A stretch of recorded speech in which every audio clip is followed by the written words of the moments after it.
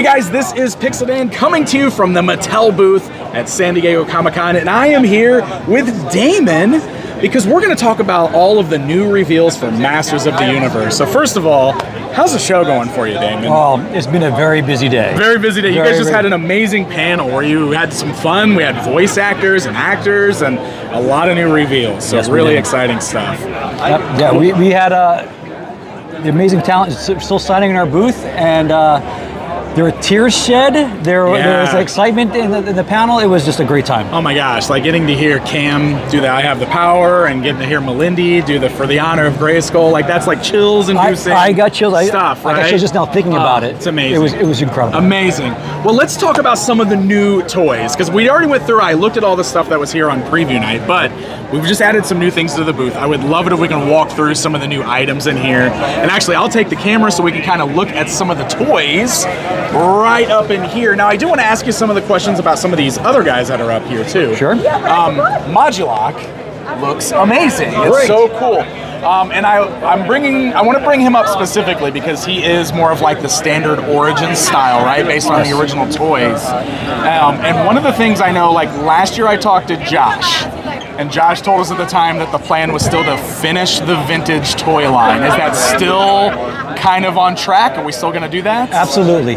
We made the pledge, and we will follow through with that and re-release basically the entire vintage line. Excellent, excellent. Is that all going to be Mattel Creations, or is there like, I think because this one's not Mattel Creations, right? I think this one might be another toy retailer. If we haven't announced it yet, then I won't say. Okay. But yes, it is with an account. Okay. But moving forward, I do believe the bulk of the items that are the vintage space will be through Mattel Creations. Awesome, awesome. I know you guys just did the Filmation or the cartoon collection Too Bad as the exclusive, and that brought up a lot of discussion about like vintage toy Too Bad. So just want to know he's on the table, right? He's definitely on the table. We actually have him sculpted. Really? Yes. So okay. It's just a matter of us figuring out when, because again, we're promising to do the vintage figures. I love it. And so we got ahead of that one, but it's been on pause because we've been waiting just for our cartoon collection one to have its day in the sun, but we will be looking to release it at some point, yes. Okay, excellent. Love to hear that. All right, let's talk about Hordak.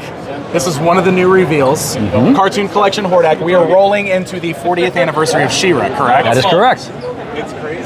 So is this going to be part of like a new ongoing She-Ra line, or is that something we can talk about yet? Like what her anniversary is going to entail? So we're folding in characters from She-Ra, Princess of Power, and the Horde, being the nemesis of She-Ra, into our Origins Cartoon Collection line. So you're going to see plenty of characters from that content represented in our cartoon collection.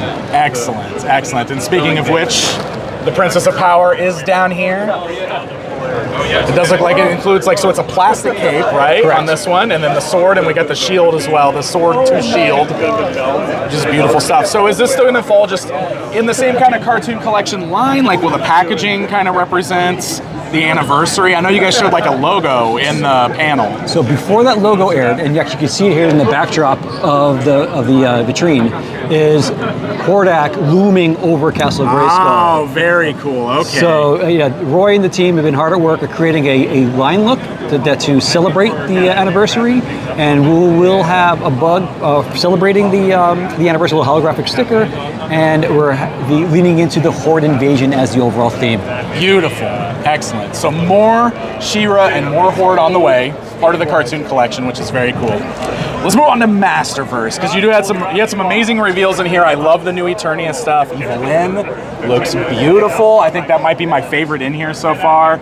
The Beastman, the Flying Fist He-Man, and the Roboto, but we do have some new ones in here, like the Skelcon. Yes. So how did you guys decide on this guy? This is a really kind of like deep cut right here, you know? It is. It's somewhat of a deep cut, but it has shown up in recent content. It's a great looking character. We love army builders. And it was one of those things where we wanted to do something maybe a little bit unexpected. And the Skelcon just kind of fell into that category. Beautiful. But at the same time, it's so cool. It is so cool looking. I love it. If you can, zoom in on the tongue.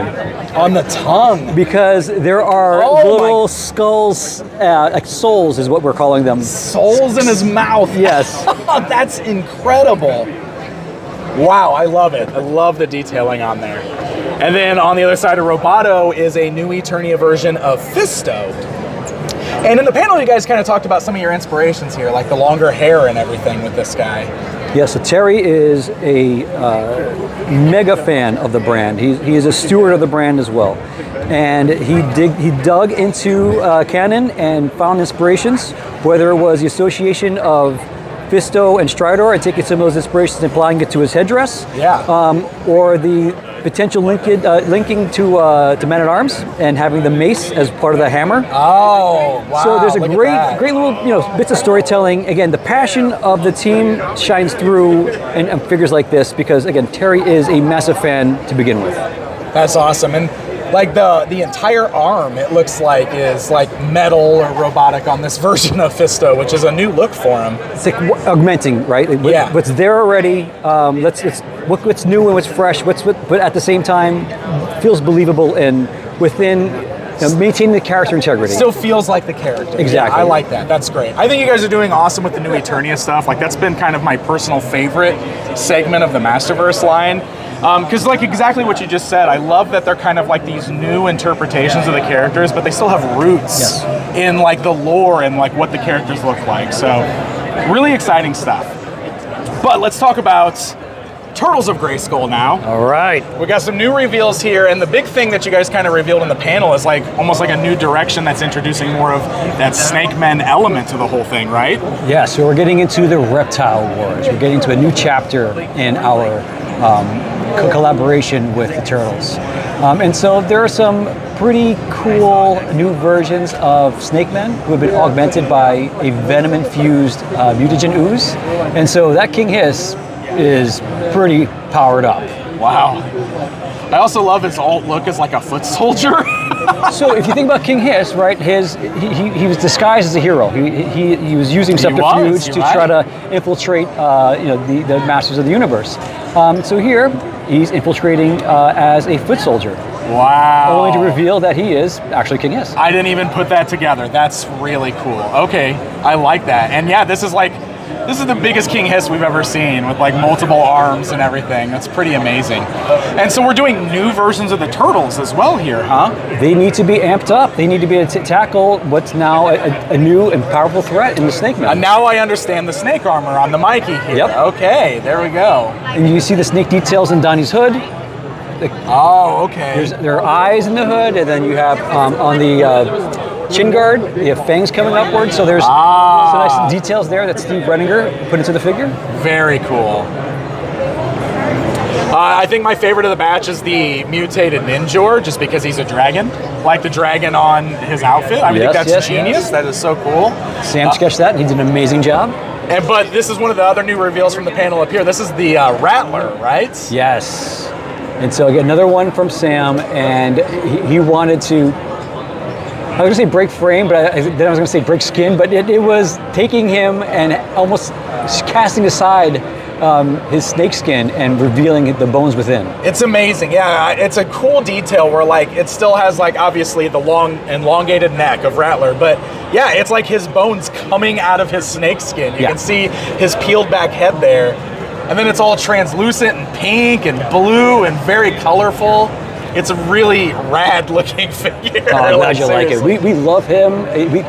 We first got the model and we're all blown away by just how cool he is. Very cool. And I do know there's one more reveal that apparently Paramount is doing, I was told. So there's going to be one more reveal that we'll definitely come back and look at some point soon. But cool. Some really, really cool stuff here. I love to see Turtles of Grayskull still going. But I think now it's time to swing around this way and talk about the big reveal of the panel, which is the fan vote, the Snake Lair playset. I do want to ask you right off the bat, the first question I'm seeing online, I don't know if you've been online yet since the big reveal, so everybody wants to know why it looks so different from the artwork in the fan vote. Can you maybe speak to that a little bit? So the artwork in the fan vote was to get the idea across, right? We needed to have a visual that represented what the item could be.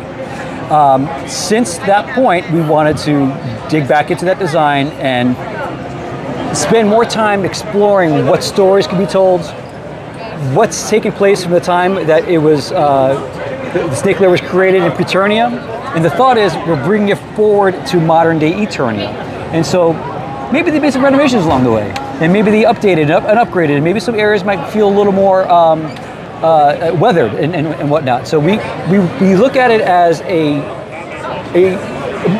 evolution, so to speak, of the snake lair. Gotcha. Okay.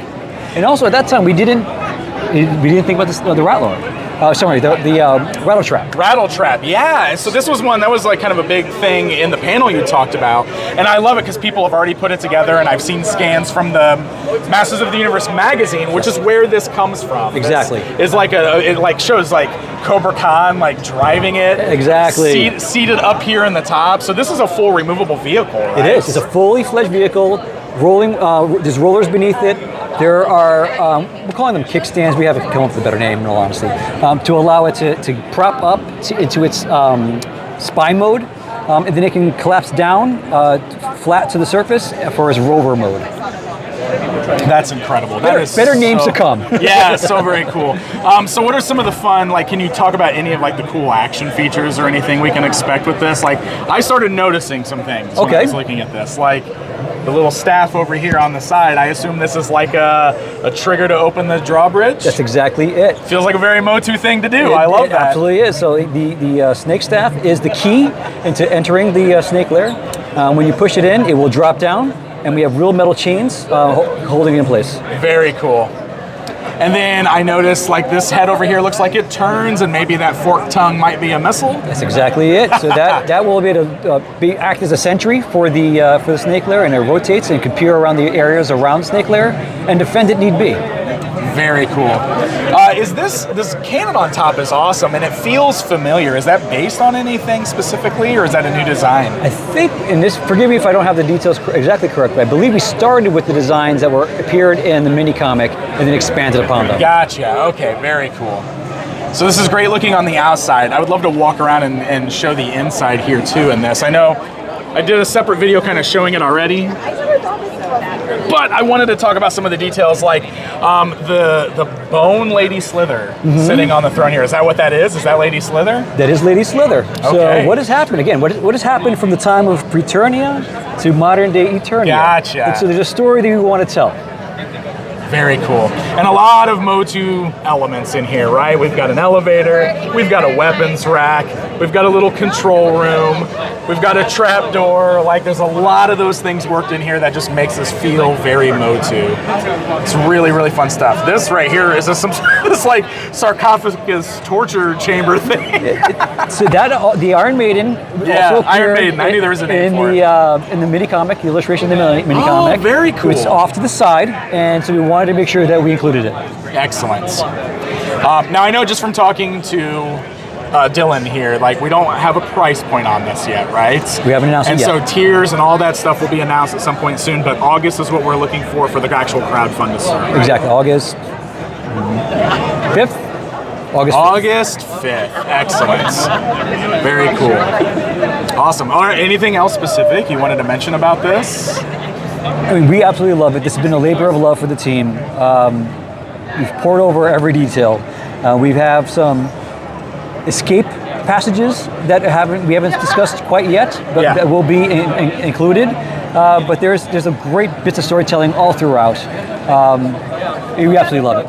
Excellent, excellent. All right, so the last thing I kind of want to briefly bring up, and I know there's no details yet, but one of the things that you guys teased us with at the very end of the panel, there was a big Thundercats logo on the screen. Yeah, apparently there was. Big Thundercats logo. So a MOTU Thundercats crossover at some point is coming, I assume, but you can't tell us anything else about it yet. There's nothing else we can know, little tidbits. I could just say that again, we are a staff of fans, and so we look at the Thundercats as, you know, an adjacent fandom of Masters of the Universe. They have a lot of similar traits there, and we're looking for ways to infuse those brands together in a fun way, maybe some unexpected ways, but it's you know, we had so much fun playing with the Ninja Turtles, and we're looking forward to playing with the Thundercats. Very cool. And when do you think we can expect more on that? 2025 or? 2025. 2025. Awesome. Well, thank you so much, Damon, for taking the time to kind of walk us through all the new stuff, showing us the new reveals, giving us some tidbits on the Snake Lair playset. I really appreciate it. I'm sure everybody else does as well. My pleasure. Thank you for coming by. Awesome. Well, there you guys go. A look at Masters of the Universe, all the new reveals here at San Diego Comic-Con 2024.